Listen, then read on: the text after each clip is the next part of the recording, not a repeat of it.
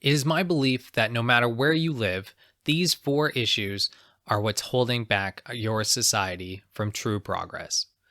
It is these four major issues that are at the core of how the construction of our societies exploits our desire for control over wanting freedom in our lives. Now, it should be said that in explaining these issues, it is our goal to do so as concisely as possible. Each one of these issues spans multiple layers in how they affect society. In turn, like many of our conversations, this is only just one of the beginning, as we will continue to delve deeper into these ideas and concepts over the course of Powerview. The first of the major issues holding society back from reaching its potential is the race for control. When discussing the concept of the race for control, we are looking at the underlying notion promoted by societies that one must obtain control of their lives by whatever means permitted.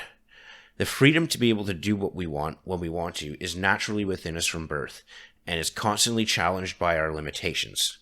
This only further drives our desire to achieve control over our lives. Compounded with all of this is the idea that there is only so much control to go around, meaning if you don't actively seek it, you'll miss your opportunity, driving people as they grow older to seek ways to gain control in life. The concept of trying to gain more control to earn your freedom in itself is not determined from our societies. However, inevitably, if we continue pursuing our desires for control over our lives, this leads us to pursue control over others. It is in this pursuit of ultimate control of our lives that we are led to the control of others in order to secure our own freedom. The second major issue facing societies is the fear of the other. Humans are naturally tribal beings. However, what or who we attribute to being part of our tribe is completely open-ended. Yes, they have to adhere to a fundamental core set of beliefs, nevertheless open-ended. Fear of the other exploits our sense of tribalism. When things go wrong, we look for someone or something to blame. We don't know is not good enough when we deal with pain. And sometimes people exploit this need to direct our feelings towards something, anything, to be able to process what went wrong. Weaponizing the idea of fearing the other is one of the main tactics used by those who are trying to gain or maintain control over others. This is done by painting a picture of a given situation through a lens that portrays a group as a problem that needs to be controlled.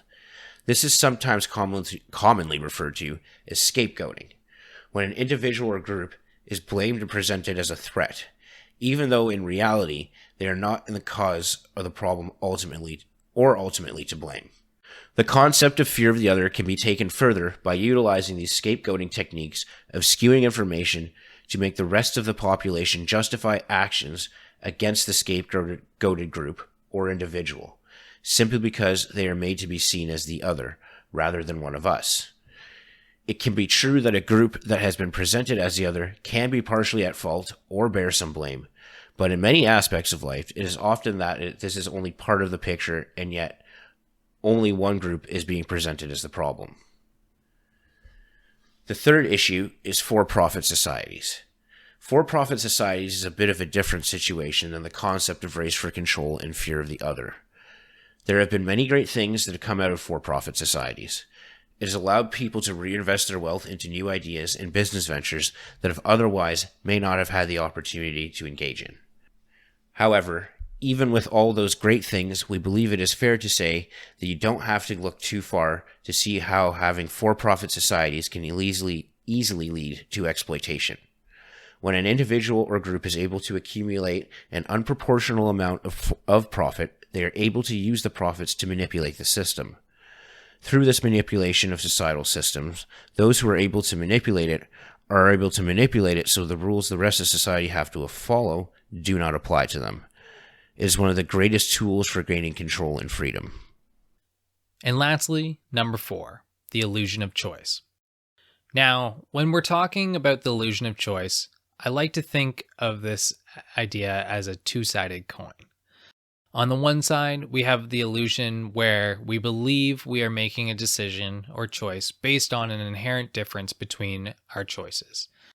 Like, say, in an election, voting for one political party versus another. We believe that in making that decision to choose one political party over the other, that you have made a distinct decision based on your personal preferences. This, of course, is true at least to some degree when looking at the fine details of your choice. Like in the example of choosing which party to vote for, we may compare one political party's policies, say on taxes, to another and see clear differences. However, when we take a step back, the overall picture of the two decisions are not as distinct as we instinctually believe. The other side of the coin, that is the illusion of choice, is actually the complete opposite of feeling like we are making a choice.